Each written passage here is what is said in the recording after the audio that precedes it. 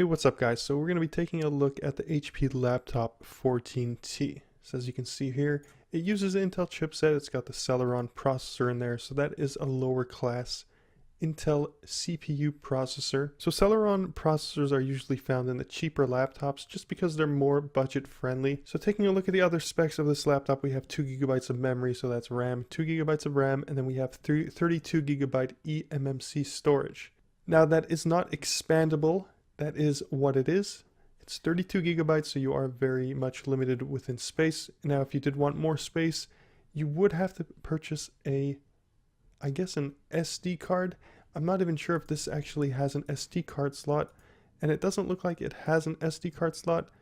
So I would say that you would need some sort of USB hub, a USB drive that you would stick in there with the extra storage on there. So that is a way to get expandable storage on this 14T laptop. So right off the bat, this is not a gaming laptop. You might be able to play some of the older games, and by that I mean Counter-Strike 1.6 or games like that, older games, but nothing new, definitely not. Now this is a cheap laptop. It starts at $179.99. That is the base configuration. And then we have the recommended configuration, which basically just jumps up the screen resolution. The 179 you get 1366 by 7768, and then the 239 you would get the 1920 by 1080. But here's the thing, 1920 by 1080 uses up more resources, so that would cause a nice slowdown. Now because this uses a cheaper processor, the Celeron processor, and 2 gigabytes of memory, I wouldn't recommend getting this recommended configuration just because, again, 1920 by 1080 uses up more resources, so you would suffer a little bit of a slowdown there if you did want a sharper picture. So let's look at the other things that we can get with the recommended configuration. So the same processor and graphics with both configurations. Displays, you have the optional 1366 by 768 or the 1920 by 1080 if you did so choose to go with the recommended, which is actually a little bit more expensive. It costs $239.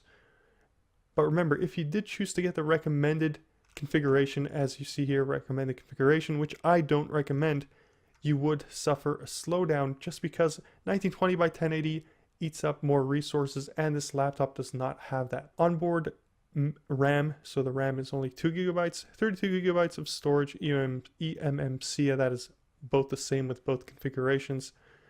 Let me see what else. And we have the colors, obviously. Keyboard is the same. And then we have the microphone with the webcam, same thing. Networking card looks like with the base configuration, you only get the 802.11bgn, which is the Wi-Fi, the wireless card. The second option is the Wi-Fi card with a Bluetooth 4.0 combo. And then the next one over is the Intel 802.11 AC with the Wi-Fi and the Bluetooth. So that is a better wireless card with the later version of Bluetooth. Everything else is pretty much the same. Battery life is up to 7 hours. It doesn't mean that it is 7 hours. I mean that it could run up to 7 hours. Now with these batteries, the 3-cell or the 4-cell batteries, I would say between 3.5 to 4 hours of usage with the 3 or 4-cell battery. Let's see what else here, if I'm missing anything. So I think I pretty much covered everything here. Oh, and you do have Windows 10 at home, 64-bit, but that's pretty much a given. Again, these cheaper laptops, they don't really have much customization options. They don't have a lot of customization options. Pretty much what you see here is what you get. Now, the thing is, if you buy something like this, after about a year, you would notice a huge slowdown, and then it pretty much becomes unbearable, and then you sort of look for a newer laptop. Now, if you can't afford a laptop right now, then this definitely would be a good choice. But if you could afford something better, then definitely look into something better. Now, if you guys did want me to look for a laptop for you, if you did have any criteria, any type of laptop that you're looking for, if you wanted a gaming laptop or if you wanted a multimedia laptop, something that's basically good and cheap, best bang for your buck, then leave me a comment in the comment section below and I will definitely help you out with that.